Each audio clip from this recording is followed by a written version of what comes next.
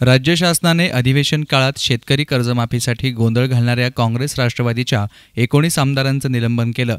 यामध्ये अकोले तालुक्याचे युवा आमदार वैभवराव पिचड यांचंही निलंबन झालं असल्यानं सरकारच्या निषेधार्थ अकोले तालुका राष्ट्रवादीच्या वतीने सरकारला प्रातिनिधिक स्वरूपात तहसीलदारांना निवेदन देण्यात आलं। पक्ष कार्यालयापासून निषेधाच्या घोषणा देत कार्यकर्ते तहसील कार्यालयापर्यंत आले। यावेळी सरकारच्या प्रतिकात्मक पुतळ्याचं दहनही करण्यात आलंय। राष्ट्रवादीचे कार्यकर्ते कैलास जाधव यांनी याप्रसंगी आपली प्रतिक्रिया व्यक्त केली।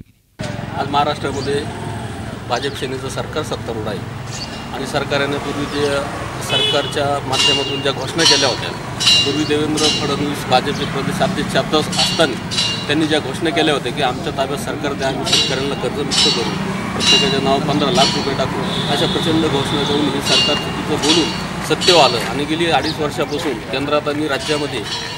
केंद्रामध्ये आणि राज्यामध्ये भाजपचं आणि युतीचं सरकार कार्यरत असून सुद्धा शेतकऱ्यांना कुठल्याही प्रकारचं शेतीला बाजार भाव नाही, दुधाचे बाजार कोसळले, प्रचंड महागाई वाढली आणि हे होत असताना आमचे आदरणीय आमदार आदरणीय वैभवरावजी पिचड साहेब यांनी जो लोकशाही मार्गाने सरकारला प्रश्न विचारत होते की ह्या जीवनामध्ये शेतकरी कुठंतरी कर्जमुक्त झाला पाहिजे आणि तुम्ही जी आश्वासनं दिली होती त्या आश्वासनाची अंमलबजावणी करण्यासाठी अधिवेशन चालू असताना शांततेच्या मार्गाने विधिमंडळाच्या पायऱ्यावरती बसून त्यांनी विरोध केला सरकारला। म्हणून कुठंतरी सरकारने आमच्या राष्ट्रवादी काँग्रेसचे आणि काँग्रेस पक्षाचे 19 आमदारांचं निलंबन केलं।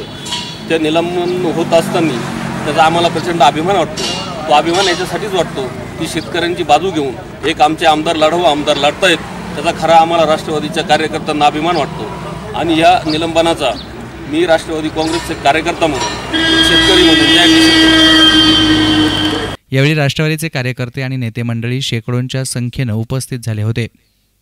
News reporter Ganesh Awari, SN media, Akole.